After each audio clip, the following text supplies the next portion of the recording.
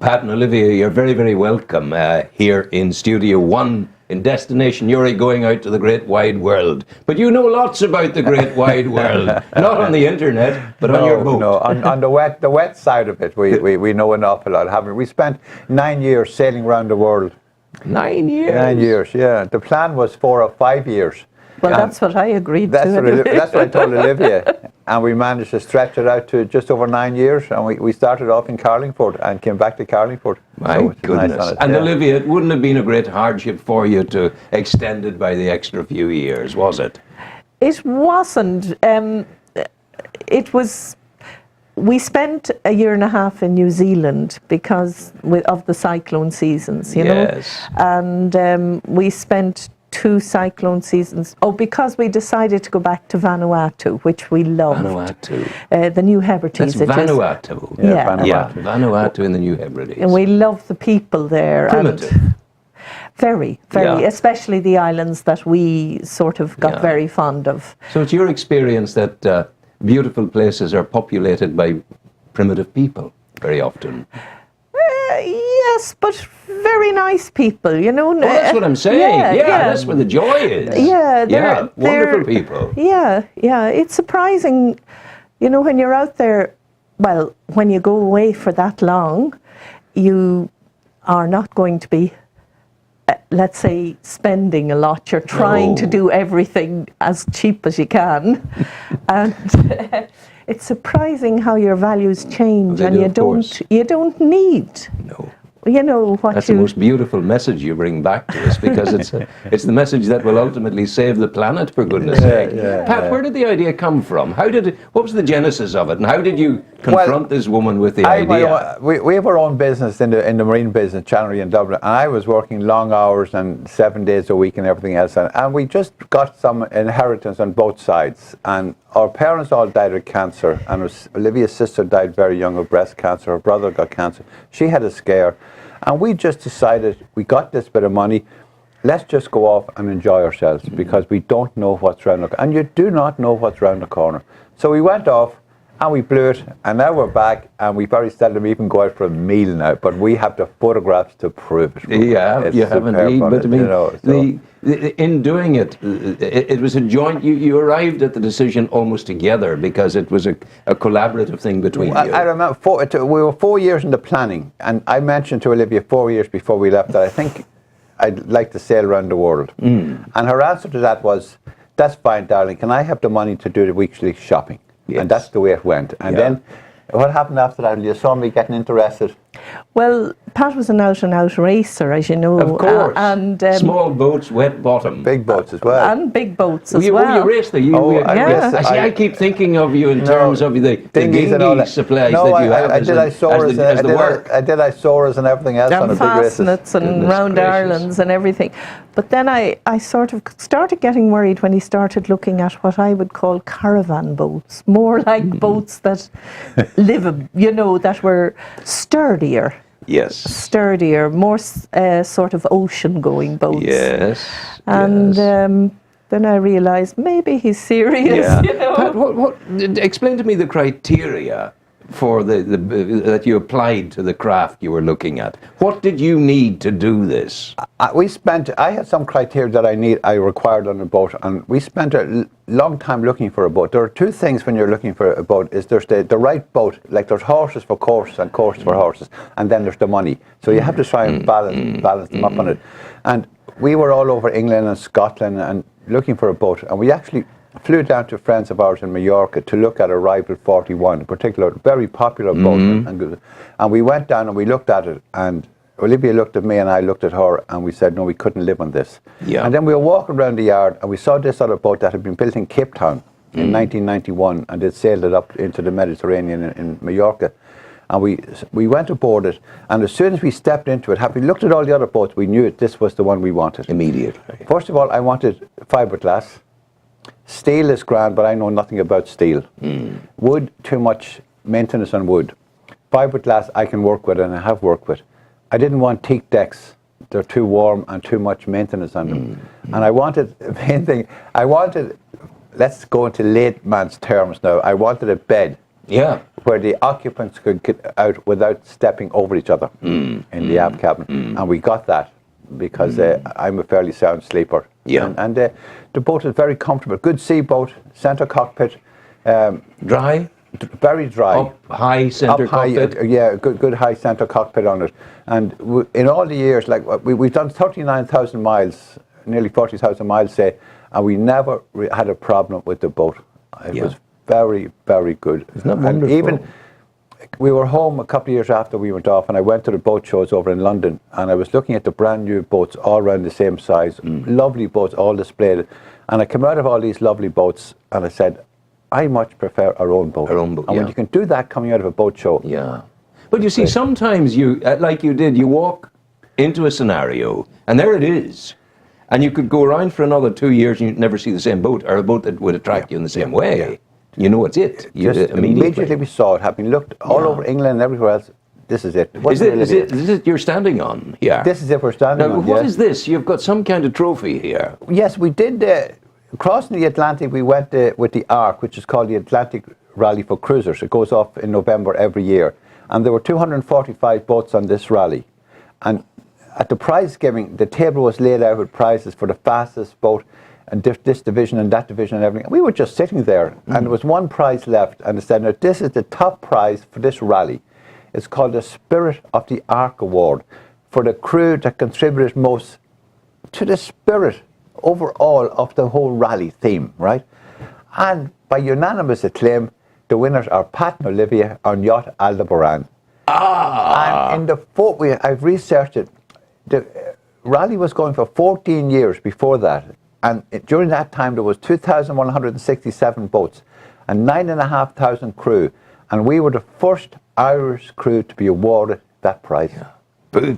Well done, sir. Well done. The name of the boat? Aldebaran, or What does it mean? Aldebaran. It's the navigation star. It's the eye of the bull. The Eye of the Bull. Yes, indeed. Yes. And it was on the boat when we got it. Yeah. So, you know, And the class of boat? she's a crossbow 40. I've seen this. Yes. Lavrana's design, and she was built in Cape Town, launched in '91. And the man bought the hull and deck, and he fitted the inside out himself to his own requirement. Yes. And it's just beautiful inside. The timber work, the navigation area, the whole layout is excellent. And you know, he was a racer too, and a sailor, and a very good sailor. So Yes. he knew exactly what he wanted and exactly what. Well, what as would Andrew be- takes us to another slide, I'm going to ask you about that, because you needed a good boat.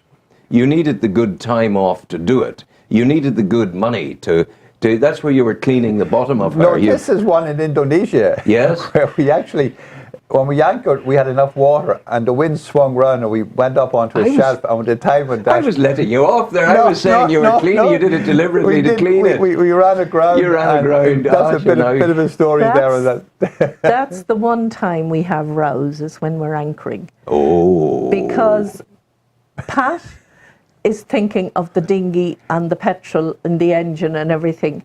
And he's heading towards these catamarans that I know are shallow draft. Oh, yes. And I'm saying, Pat, that's a catamaran.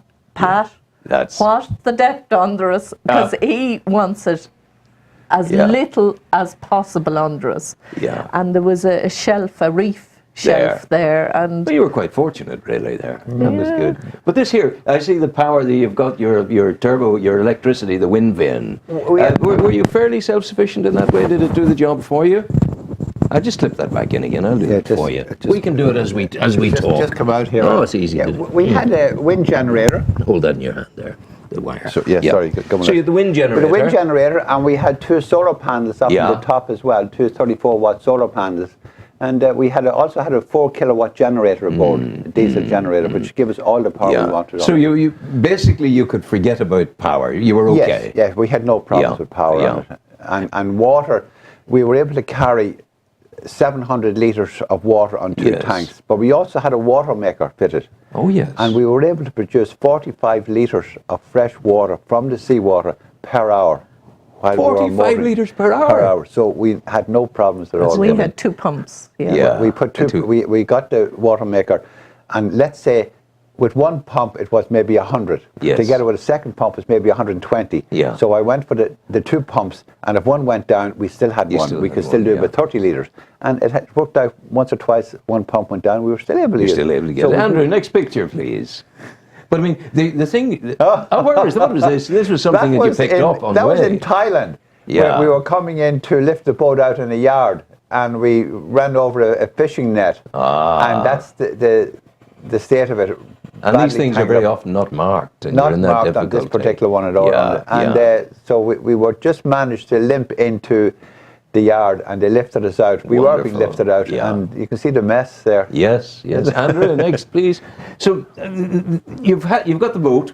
You've got the boat. Yeah. You've got you've got the plan. You've all the gear you need for it. The other excellent thing you need is excellent confidence. For a man and a woman to go off around the world, it's no mean feat. You're taking on something that's taking you way above any known horizon of your life. That's right, yes. Right, talk to me about the psychology of this. Well, I've raced in round Ireland. That takes about 4 or 5 days. I've done fastnet races and everything else on it, but never ever have we crossed a big stretch of water out of land for any great length of time on it. And it was a bit we were a bit nervous about it. And Olivia was not big into sailing. We have one photograph early on when she was crossing from Portugal to the Madeiras, and she's holding the wheel, and you can see the terror in her face. But 2 years later, I have another photograph of her at the wheel, and she's very relaxed with hardly anything on her, which is nice on it. Enjoying your life. But you just have to plan the weather as much as you can and be confident in your boat. And we bought it in Mallorca, don't forget, and we sailed it back to Ireland before we set off. So we got a good shakedown cruise before we set off. So that was good. This one here now that's the most northern tip of Australia. Wow, that's going around on the east side, on the northeast side, going around. That's Olivia celebrated going around the most northern tip of Australia. Into the Torres Straits. My goodness. And isn't she looking well here? She looks fabulous, I tell you. You're a happy lady. I've been looking after her well. You are, it's a credit to you. And the colour on it. She is a credit to you. And he's credit to you. You both so good. I have complete confidence in Pat, and when we did get into very bad weather, I always said, stay on that wheel. What'll I do? Tell me what to do. So the secret, Pat, and you were able to anticipate the weather with all of the navigational and meteorological devices that are available to you. And the secret, I suppose, is reef when you think about it first. Yeah, every night. We put a reef in every night, irrespective of the weather. Yeah. And we would be reluctant to take it out, but if we thought it was going to come up at all on it, the reef, or one or two reefs, in cases sometimes 3 reefs would go in. Yes. And we'd be putting up a storm sail as well on it. But we had, when we got to Trinidad, there was a new system come out called Sail Mail. And we have a single sideband radio, that's a high frequency radio, we can talk thousands of miles with it. And this system came out, and we bought ourselves a little modem, a German modem, and through the radio waves into the modem, into a little laptop, we were able to receive weather forecasts from anywhere in the world, send emails, receive emails anytime and anywhere in the ocean, and that was costing us $200 for the year. My goodness. The whole lot, which was a great system. So you're in control. We should tell people about reefing. It's reducing the size of your sails. Reducing the size of the sail to meet the increased wind. Normally boats would have 2 reefs in or something, but we had in our the main sail, the big sail, we actually had it set up to have 4 reefs in, so we were able to take it right down to like only a handkerchief on it. How did you? What was your sleeping pattern? We tried, Olivia, do you want to talk about the pattern? Let me just say at this stage, from the Galapagos Islands to French Polynesia is 3,000 miles. And that took us 23 days at sea, just the two of us. 23 days, Yeah, you go for 2 weeks holidays, and we were over 3 weeks at sea, just the two of us. I spy, with my little eye, something beginning with S, and it's either sky or sea. There ain't nothing else, okay? My God. Olivia, do you want to talk about the sleep patterns? Yeah, we tried 2 hours and we tried 4 hours. On and off. And the one that we found the best was 3 hours. That was really 3 hours and 1 second.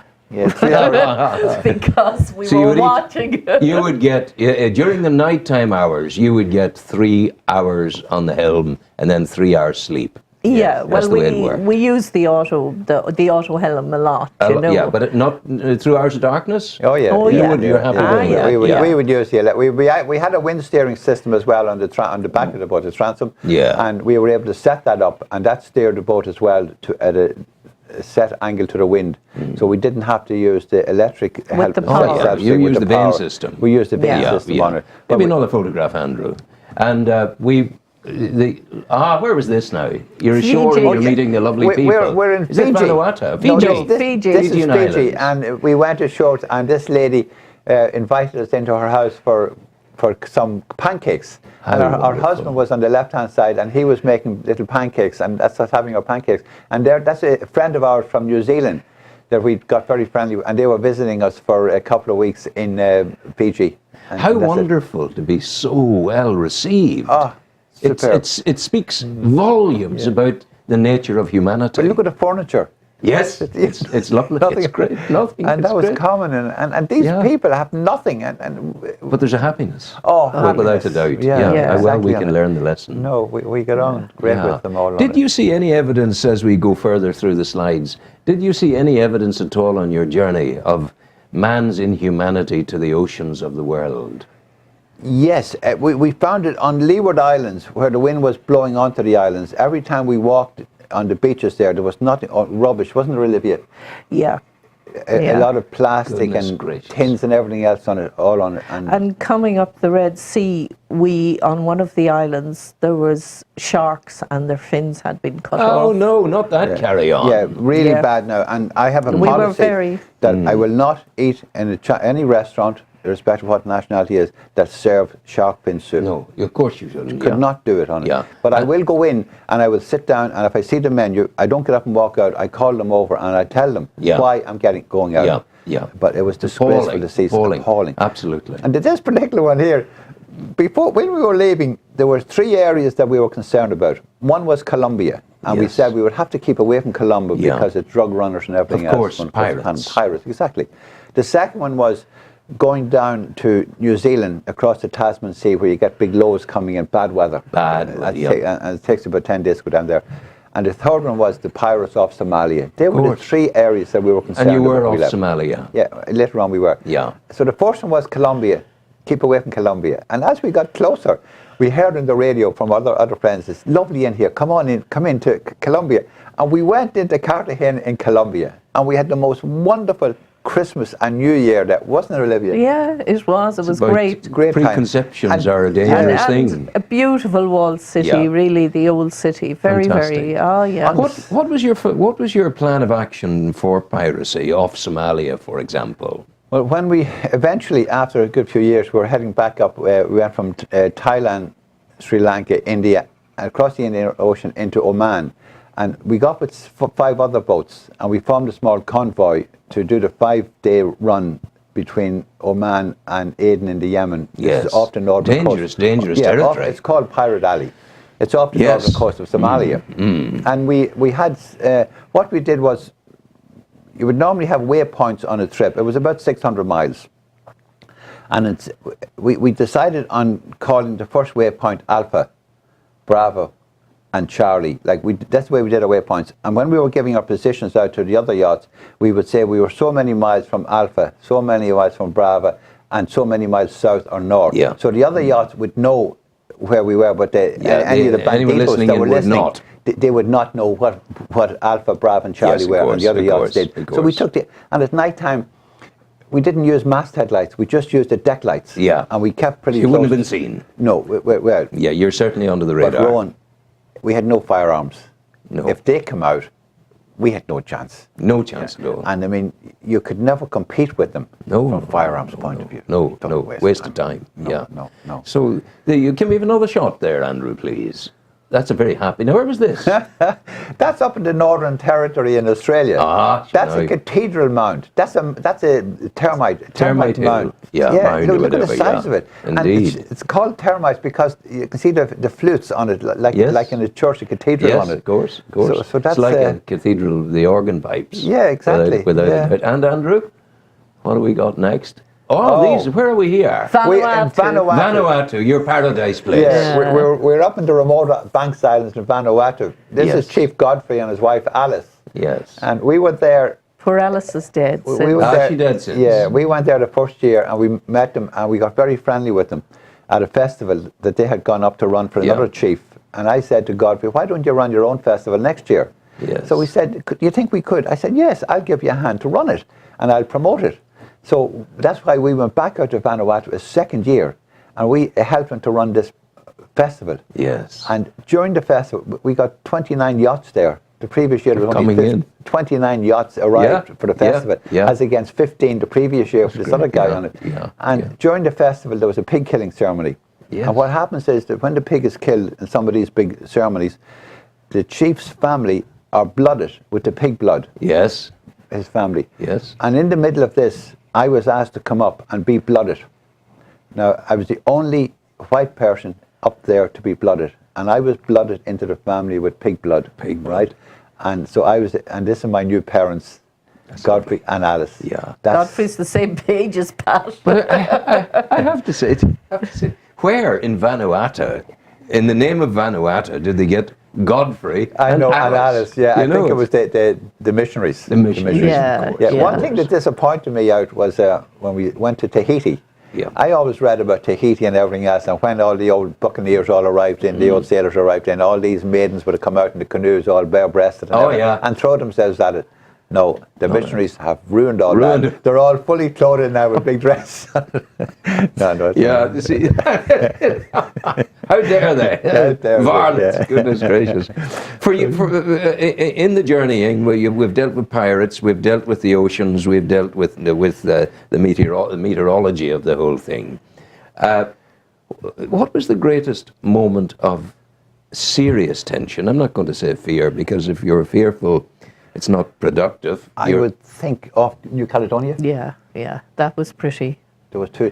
We weren't expecting that. When we were going back out to Vanuatu, we went from Australia because we'd spent a cyclone season there, and then we went out to New Caledonia, and there was 3 boats left Australia together, and we were a fair bit ahead of them, and we were only just ready to in through the reefs in New Caledonia to go into the capital, and the forecast was for 20-25 knots.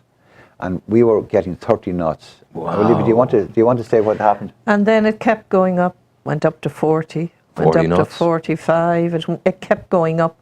And I got on the radio in my best school French, and I was saying that, we were having that much wind. And that equates to what? Gale force 8, 9? 32 knots is gale. Yeah. So you're we're into the storm now. We're way big in the storm now. Storm now. Yeah. So what we did was we hove to. We just you dropped everything. No. We just you just reversed the sails. Reversed the sails on it. Reduced the mainsail and reversed the sail. The headsail one side, the mainsail the other side. So it compensates. That worked for you. And we weren't going towards the reef, which was great. Which was good. Yeah, you're happy. You didn't have to go on bare poles or anything like that. No, we just sat there until. So you're the proof of the pudding. The next morning, we spoke to the yachts behind us. They were about 60 miles behind, and I heard them saying, wasn't it a lovely night for sailing last night? And we were hammered. Wow. See, it was just a bomb that just hit us as we approached the reefs at New Caledonia. And some of the boats that were inside the reefs got washed ashore and everything else. So that was the most frightening thing. We got hit very badly going down to New Zealand, but we knew it was coming, so we were ready for it. But this one we didn't know about. Now this shot here. Yes. The problem is out there in some of the remote places, you can't get your gas bottles filled. Yes. Right? So what? Yeah, that's what gas bottles. We would carry about 3 months supply of gas bottles. We 4 bottles. So what I used to have to do, maybe, was hire down to town one of the big bottles. Oh yes. And gravity feed it down into my own bottle. And if you let this one sit in the sun and warm it, or put a warm cloth around it. Yes. Put this one in water to cool it. You manage to fill it to about 95%. This was experimental science, or Yeah. were you more certain than that? We were reasonably certain checked about it it. out Yeah, we before checked it going. out. But I had more gas fittings because everywhere you went, there was different cylinders. Yeah, And yeah. needs must. Absolutely, absolutely. Andrew, let's see what we have next. Now that's the presentation That's the again. presentation again. Yes. Okay, Andrew, let's that's go the on. presentation again on it. Now this is lovely. You're on your boat. You're We're there. on the boat, and we've That's gone. in friends. Fiji. Yeah, do you want, and we invite people out. Yeah. To see the boat and everything else. They love coming out. Yeah. And that's in our cockpit there now. And And did they feel, in a sense, that they were dealing with really millionaires from another planet almost? they were probably under that misapprehension. Yeah, yeah. But they just see wealth. And They brought out their cava bowl that night, I remember, Yes. and you were having the cava with them. Yeah, there's one spot. Cava is I don't like the cava. It's their drink. It's an intoxicating drink Yeah. made Well- from the root of the pepper plant. Yeah. And anyway, did you no harm, enough Pat. said on that one. Olivia says it's the only time she ever saw me asleep in a sitting position, you know. So we've talked about your worst moment. What, in the entirety of the 9 years, if it's possible to say, was the most beautiful, the most spiritual moment of the entire experience? Olivia? Yeah, there were lots of nice moments. In French Polynesia, it was wonderful in the churches. No matter what religion, you'd go in and they would start singing. Wow. And it had just started the church, and the whole church would come harmonizing. And it was absolutely beautiful to listen to. You know, it was just lovely. It was really good. Combination of natural spirituality and natural musicality. Yeah, it two was coming really, together. really. It was nice. It was lovely, but Just going to tell a story there. Go on. Yeah, we were in the Marquesas in French Polynesia, and we were going ashore to do a church service one Sunday morning. Now, I'm not big into religion, but anyway, but we were going, and we had given our friends on another boat a lift in. There was 3 of them on ourselves, 5 was in our dinghy, and we're going into the church, and a big wave comes and turns the dinghy over just as we reach the shore, and we're absolutely drowned. And we're going. We went ashore, and there happened to be a hose on the convenient, and I just got the hose and just washed the salt water off me, right? And now we're walking up the village, and this is a remote village, into church. And we're sitting in church, and I'm sitting there, and lucky enough I got beside a window, and the water was dripping down, and I forget what I had. Socks? My socks. I took my socks off, right, and I was soaking up the water on the floor and putting them out the window and hanging them out, and this is in the church on it. But it was just the atmosphere in these places, no matter what religion it was, because we tried them all. oh, the Yeah. Hindus too. In Bali, we didn't go to the marina there. We were anchored off Sarangan, which is a small little island, and it has a viaduct road across. It used to be that it And wasn't please. attached to the island. Yes. But they invited us. We weren't there long, and they had a funeral. Now the funeral was, you see, over there the people, some of them can't afford to cremate their people immediately, so they bury them for a few years until they have money, and then they get the bones and they take them, and they built, there was a raft went out onto the water, and it was built sort of like a gold castle going off, goodness. and it was set alight and put out onto the water. That was the end of it. But at the night of the full moon festival, they invited us to come, and they also dressed us up. They put Yes, clothes special on dress, us no? and everything, and all of them had their own little temples in their gardens, which were absolutely lovely, and they did all these lovely little flower arrangements to the gods, even in the course. taxi and outside the shops. They were making these lovely little flower arrangements. But anyway, Amazing, yeah. they invited us to come, and there was a big sort of dancing, and they were all being blessed in the temple by the priests, and then all of the girls were coming out with things on their heads, like big elaborate sort of fruit Yes, things. yes. Offerings. offerings, and they were burning incense, and the priest was sort of saying the little prayers, whatever way. But it was very interesting. Course, it really was, and we found that, you know, most people are really, all they want is to rear their families and to get on with life. Isn't that a great... The majority of people were really nice, whether they be Hindu, whether they be, you know, they were all Buddhist very... or anything, you know. They were all very, very nice and welcoming. Isn't that a lovely message based on experience that you're able to bring back from your expedition? Yeah. If nothing else, that's a huge message. Exactly. Most of the people in the entirety of the world that you've met are nice and decent people. Oh, they are, definitely. Yeah. That's and a great. This particular one here now, when we were going from we were up in Darwin in Australia, and we were heading up now towards through Indonesia, Singapore, up into Malaysia, and we joined a rally in Darwin because it's much easier when you're in a rally because they organise everything for you. And all the paperwork, it's hard and all enough. Helped us out. And we were going up through this rally, and all the venues we went to, we were presented with scarves. See Olivia wearing a scarf there? All the different islands presented us with different scarves on it, and it was lovely. And that's just a nice picture I took of the colour at a festival. The women were doing those on their looms. We saw them doing it, and we bought some bits and pieces from them as well. But they were very welcoming and very nice. Yeah, lovely people. Pat and Olivia, tell me, as we were drawing a little bit close to the end of our chat, and we have the documentary to run as well, don't we? Yes, we made it's a 30-minute DVD of Vanuatu with the traditional dancing and everything else, and you've never seen it on television, believe me. And we will see that. But before we finish, I do want to ask you, what has this done for you as people? What has it done for your personalities? What has it done for your spirituality? How has the journey of 9 years changed you, if at all? I think, as Olivia said earlier on, and it gets you down to basics when it comes to what's more important in life. I mean, you know, we don't have the money now. It's not important now. We have our health. We're reasonably good. Once I get a new knee, I'll be back in action again. But that's another story. And just to meet the different people. I remember, I'm from Dundalk, and I remember in Dundalk, if we saw a coloured chap, it was, oh my, look at him, you know. But now we've gone round, we've seen all these people, we've lived with them, we've ate with them and everything else, and everybody is the same all over the world. As Olivia said, they just want to be able to raise their families and everything else on it. And the people in Indonesia in particular wanted us to tell people that they were very welcoming, because Indonesia got a lot of bad publicity and everything.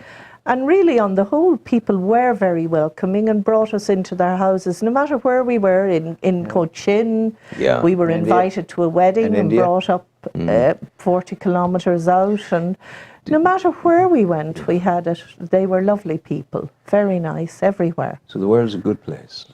It is, on the whole. You'll always get bad everywhere. You get good and bad no matter where you are. We have a responsibility to cherish both the message that you bring back and the place you've brought it back from. Yes. Yeah, and the beautiful reefs, and it's terrible that people are destroying them, and the environment and everything because of, you know, overfishing, all sorts of things. Because we did a lot of snorkeling and diving. We were both qualified divers, so we have all the diving equipment with us on the boat. So I'm not happy Olivia's down there. not happy down below, but too late coming to it. Once or twice the anchor got caught and stuff on it, and I had to put on the diving gear and go down and free it from that on it, you know, which was very handy on it, you know. And there was one quick story on it. We were diving in Tonga, and we both have our BCDs. That's the diving jackets that you put the weights into. Oh, heck, Olivia. They looked exactly the same, but anyway, we're getting ready to go, and I know that I need a lot of weights because women are more buoyant. Oh, you yes, know? of course. Yeah. And Pat doesn't need as much weight as me. Anyway, we put them on, and I dived in, and I can't get down. Oh, and he dives in and he can't stay up. I'd put my weights in his instead of mine.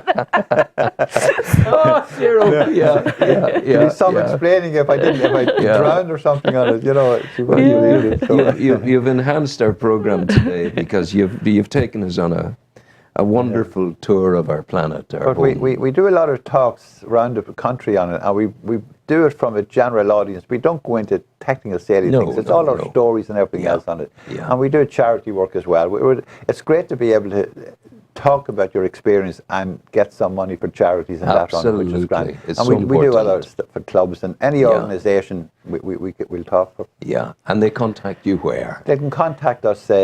Well, our website is patandolivia.com. Isn't that lovely? And our email address is very simple as well. It's patandolivia@hotmail.com. Sure, That's that's PATAND Olivia Yeah. @hotmail.com. And we'd love to hear from anybody It's on it. Pat and Olivia @hotmail.com. That's as good as it gets. Guys, thank you so very, very, very much indeed. Go well. Take care. Thank you very much, Thank Rowan, you and very much. Bless Yeah. you. Okay.